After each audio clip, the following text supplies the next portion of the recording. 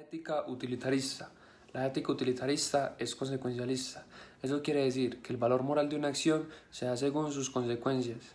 Según la ética utilitarista, a diferencia de la honesta, nuestras acciones han de ir dirigidas a la consecución de la máxima felicidad a la mayoría de personas. Esto, a su vez, es un procedimiento decisorio que al momento de nosotros tomar una decisión ha de ayudarnos a tomar la mejor para este objetivo.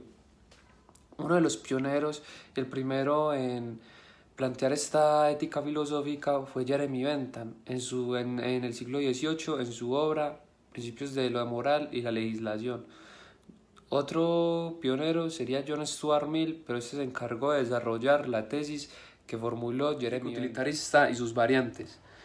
La ética utilitarista ha tenido un gran desarrollo a lo largo del tiempo y esto la hace diferenciarse de otros tipos de utilitarismo, como son el utilitarismo clásico y el utilitarismo de la acción. La ética utilitarista tiene dos variantes principales, que es el utilitarismo negativo. En esta, su tesis se plantea negativamente en términos de sufrimiento en vez de en términos de infelicidad. Esta es una versión pesimista de la ética utilitarista. Aquí lo que importa y lo que predomina es evitarle el sufrimiento a la mayoría de personas. Los filósofos que apoyan esta ética utilitarista dicen que hay más formas de provocar sufrimiento que alegría, entonces por eso seríamos más eficaces nosotros si evitamos el sufrimiento para las demás personas. La segunda variante de la ética utilitarista es el utilitarismo de la regla o de la norma. Muchos utilitaristas de la regla o de la norma han tratado de conciliar esta ética con la ética kantiana. En esta ética de la regla o de la norma se le da valor moral a la acción cuando sigue una regla o una norma que proporcione mayor utilidad para la mayoría de los individuos. En la ética de la regla o de la norma, una acción será moralmente valiosa si y solo si en las mismas circunstancias queremos que todos los individuos sigan el mismo curso de esa acción.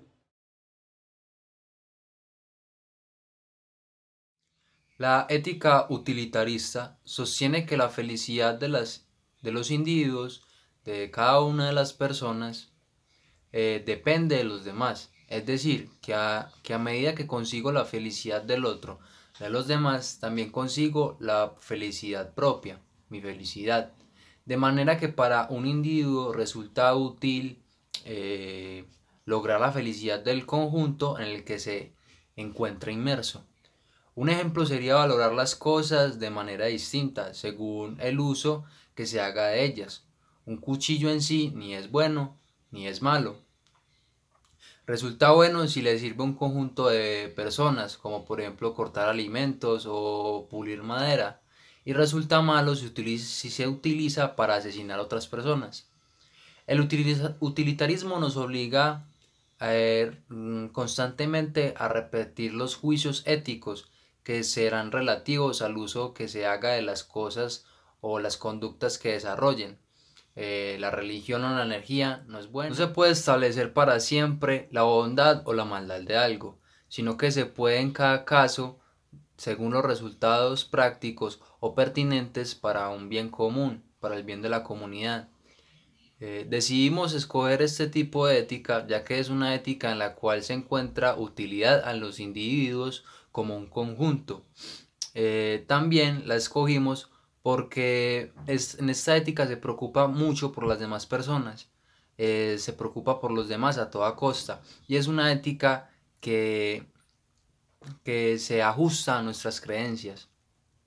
Para los utilitaristas, el todo es mayor que la suma de las partes. El resultado de todas las relaciones sociales que forman la sociedad hacen de ésta algo superior y distinto a los elementos simples que la constituyen.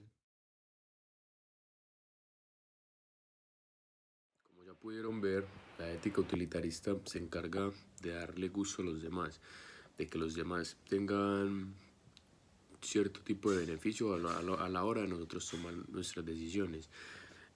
Basados en el video de Wisecrack llamado The Philosophy of House, se nos generaron ciertas dudas y a partir de eso de los demás quisiéramos explicar qué son los demás, qué es el otro y cómo hay dos perspectivas de estos, cómo aceptamos al otro y cómo integramos al otro en la vida de nosotros.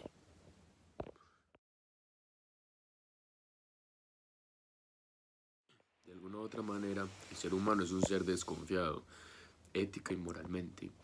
Entonces, ¿qué es lo que pasa? Desde esta ética, el ser humano se da cuenta que no todo es malo, o sea, que no todas las decisiones que tomen los demás lo va a afectar.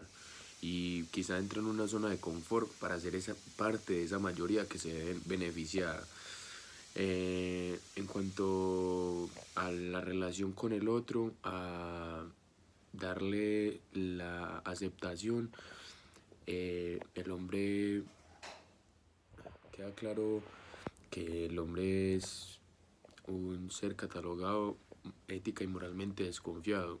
¿Qué quiere decir eso? Que en su zona de confort, en su círculo social, no entra cualquier tipo de situación que se le presente, por decirlo así. Entonces, ¿qué es lo que pasa? Relacionado con esta ética, el hombre entra a una zona de confort que es hacer parte de la mayoría, en donde se encuentra que esa mayoría se ve beneficiada y a partir de eso empieza a sentirse seguro de dejar de aceptar a la otra persona, y ahí es donde se genera las pláticas de paz, de aceptar al otro, de la tolerancia, según esta ética. Me gustaría terminar con esta frase que quizás es conmemorativa para lo que estamos viendo en este momento, y lo vemos en el sagrado libro de la Biblia, que se plantea la pregunta, sí, como pregunta, ¿el hombre nació para estar solo?